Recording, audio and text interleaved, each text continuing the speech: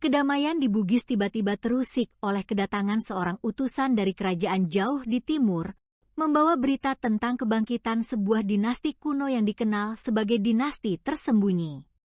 Utusan itu mengatakan bahwa dinasti ini, yang merupakan bagian dari garis keturunan leluhur Saweri Gading, telah muncul kembali setelah berabad-abad disembunyikan. Dinasti ini dipimpin oleh keturunan langsung yang pernah berseteru dengan leluhur Saweri Gading, Lagaligo. Dinasti tersembunyi ini tidak hanya mengklaim wilayah dan kekuasaan, tetapi juga berencana untuk menguasai seluruh kepulauan dengan kekuatan kuno yang tersembunyi. Sebagai pewaris sah Lagaligo, Saweri Gading dipanggil untuk menghadapi ancaman ini, karena hanya dia yang memiliki kekuatan yang cukup untuk menandingi mereka. Sejarah dinasti tersembunyi berakar dalam konflik kuno antara dua saudara kandung dari garis keturunan Lagaligo. Salah satu dari mereka, yang merasa diabaikan dan tidak diakui sebagai pewaris, melarikan diri ke timur dan mendirikan dinasti mereka sendiri secara diam-diam.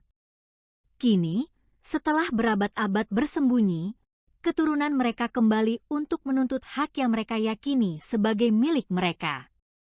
Saweri Gading, yang kini mengetahui kebenaran tentang perselisihan kuno ini, merasa terjebak dalam dilema besar. Di satu sisi, ia adalah pewaris sah kekuatan leluhurnya, namun di sisi lain, ia harus menghadapi keluarganya sendiri yang selama ini tersembunyi.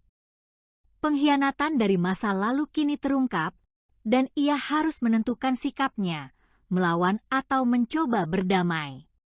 Di tanah Bugis, dampak dari munculnya dinasti tersembunyi mulai terasa.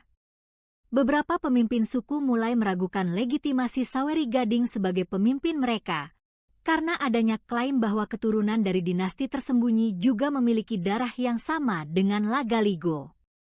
Aliansi yang selama ini dibangun oleh Saweri Gading mulai goyah, dan ketidakpastian merebak di seluruh negeri. Wicudaik mencoba menenangkan kekacauan ini dengan mencari dukungan dari pemimpin-pemimpin bijak, namun kebanyakan dari mereka mulai terpengaruh oleh propaganda dari dinasti tersembunyi. Dalam situasi ini, Saweri Gading sadar bahwa ancaman yang ia hadapi bukan hanya dari kekuatan militer, tetapi juga perang informasi dan propaganda yang dapat memecah belah rakyatnya. Dinasti tersembunyi tidak hanya kuat karena klaim darah mereka, tetapi juga karena mereka telah menguasai teknik sihir kuno yang berasal dari leluhur mereka. Saweri Gading dan Wicudaik mengetahui bahwa untuk menghadapi mereka, mereka harus memahami lebih dalam lagi tentang sihir dan kekuatan leluhur yang tersembunyi. Mereka memulai pencarian untuk menemukan naskah-naskah kuno yang mungkin menyimpan rahasia tentang kekuatan sihir dari dinasti tersembunyi.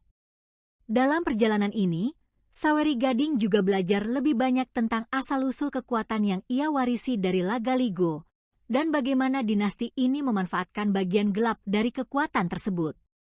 Saat Saweri Gading menggali lebih dalam, ia menemukan bahwa dinasti tersembunyi telah bersekutu dengan kekuatan-kekuatan gelap yang ia kalahkan sebelumnya.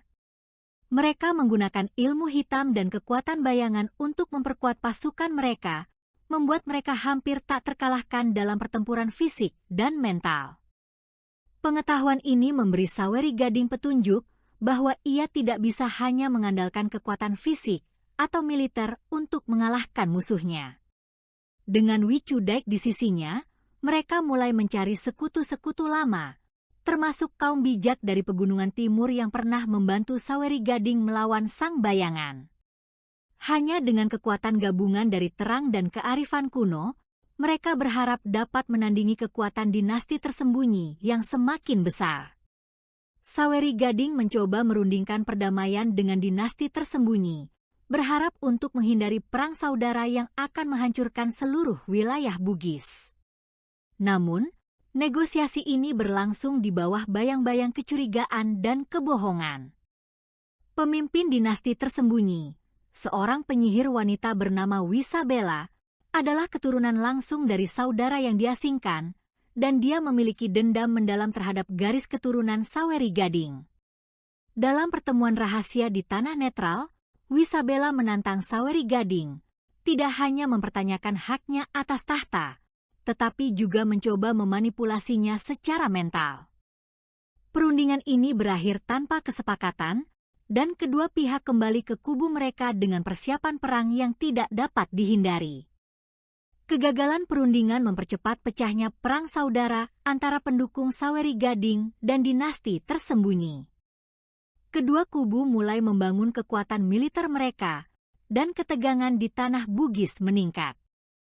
Pertempuran-pertempuran kecil mulai pecah di perbatasan, dan rakyat mulai terpecah antara kesetiaan mereka pada Saweri Gading dan janji-janji dari Wi Sabela. Dalam peperangan ini, Saweri Gading dan pasukannya harus menghadapi tak hanya kekuatan fisik, tetapi juga serangan sihir yang semakin kuat dari pihak dinasti tersembunyi. Setiap pertempuran menjadi semakin sulit, karena kekuatan gelap Wi Sabela mengancam untuk mengalahkan seluruh Bugis. Selama pertempuran yang semakin intens, Saweri Gading menyadari bahwa untuk menghentikan perang ini, ia harus menerima kebenaran yang lebih dalam tentang dirinya dan dinasti tersembunyi. Dalam penelusuran lebih lanjut tentang sejarah keluarganya, ia menemukan bahwa konflik ini tidak hanya tentang kekuasaan, tetapi juga tentang ketidakseimbangan dalam kekuatan leluhur yang diwariskan.